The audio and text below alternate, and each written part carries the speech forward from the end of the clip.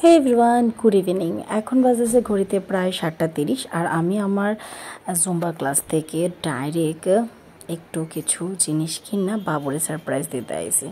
বাবু মা জানতো না যে আমি আজকে আম্মু শিওর, বাট সন্দেহ আছিল যে আমি পাগল আজকে শিওর আয় উঠুম। আর প্যাকেটটা আসলে অন্য কিছু, কারণ আমি পয়সা দিয়া প্যাকেট কিনতে পছন্দ করি না। তো তার লিগায় বাবু এদিকে শুয়ে রয়েছে, বাবু রান্না দিলাম। আর বাবু আমার যা পারে তা বাবুই করতেছে। এই দাও চেহারার এক্সপ্রেশন দাও। আমি বকাটিরে হাইড করে দিচ্ছি, বাট কারণ আমি বকাটি সোশ্যাল মিডিয়াতে শেয়ার করতে চাই না যেটা আমি বকা খাই। আর এদিকে মনে মনে কিন্তু একটু খুশি আছে, কিন্তু মনে মনে স্যারটা একটু বেশি হই। বাই দ্য ওয়ে, চলো দেখি প্যাকেট থেকে কি পায় রয়।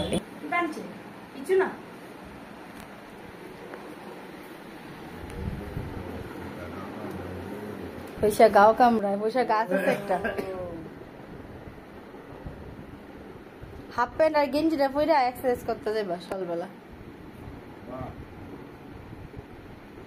তারপরে আমার ড্রেসটি খুবই পছন্দ হয়েছে, তাইনারে পরাইছি, পয়রা বয়ে গেছে। আর এখন মা বানাইছিল লিকার চা, আদা দেওয়া আর পাপড়টা নিয়ে আইছিলাম। পাপড়টা খাইতে ইচ্ছা করতেছিল, এটার লেগে বাবু আমার অনেক গালি টালি দিছে। আর এই দেখো বার্থডে বয় ড্রেস ফেরা বয়ে গেছে।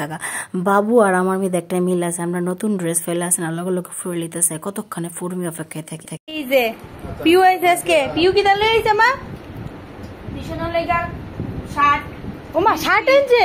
আমি তো দেখছি না। হ্যাঁ তো জীবন আইতো না, হ্যাঁ জীবন আমরা পরে যাইতো না। ঠিক ঠিক ঠিক, পিউরই ক্রেডিট। আর এদিকে পিউর দাদা ব্যাপার দিছে পেট ফুলাইয়া এ ঢুকেছে গা। কালকেও সেম হয়েছে। বাবু তোমার শাশুড়ি হয়েছে, আসল শাশুড়ি ধূপগুড়ির মা। কিরে তুই তো জীবন আইস না, নিমন্ত্রণ নিয়ে আইস না তুই বৃহস্পতি পূজা। বউ আইসে দিকা আইসত, বউ আইসে দিকা ঠিক নেই, বউ আইসে দিকা তুই বৃহস্পতি পূজা তাই আস না।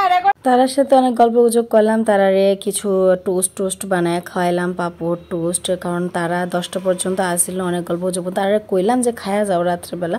আমরা বার্থডেটা খুব সিম্পলভাবে করতে আসছিলাম, কারণ ক্লাসের পরে এত হেভি জিনিস আমিও খাইতে পারি না। রাত্রেবেলা এত হেভি খাওয়ানটা অ্যাভয়েড করে, তার লেগে বার্থডেটা আমরা আজকে কোনোভাবেই কোনো কিছু এরকম করছি না। আর কারণ ভালো লাগতেছিল না, বাবুর মনটা এত বেশি ভালো আসলো না, কারণ বাবুর রিটায়ারমেন্টের সময় পড়ছে।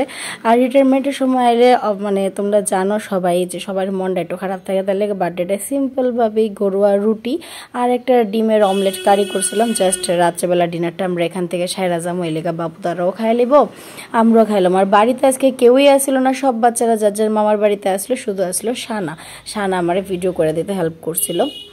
তারপরে তারা যাওয়ার পরে এই রুটি বানাইলাম, রুটি আর কারি। রুটি তো মা আমার সব কিছু করে দিয়েছে, আমি জাস্ট ভাজছি। আর তরকারিটা আমিই বানাইছি। প্রচণ্ড ঝালটা রয়ে গেছিলো, কারণ মরিচটি খুব ঝাল আসলো।